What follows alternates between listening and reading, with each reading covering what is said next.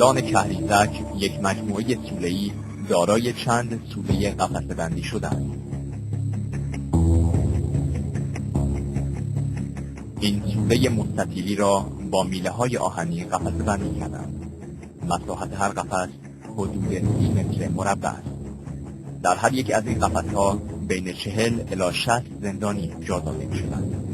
با این تراکم زندانیان فقط قادر به ایستادن بودند.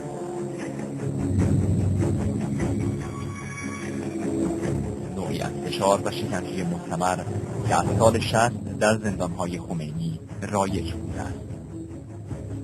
در این سوله در حدود 200 نفر از دستگیر شدگان قیام مردم ایران و تعدادی از زندانیان عادی نگهداری می‌شدند.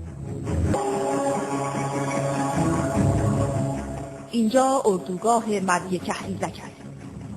زندانی در برهوت و نزدیکی روستای کهریزک از توابع ورامین. کهریزک در لغت به معنای کاریز و قنات کوچک است. قنات کوچکی که از آن آب می‌جوشد. اما در تابستان 88 از زمین کهریزک خون جوشید.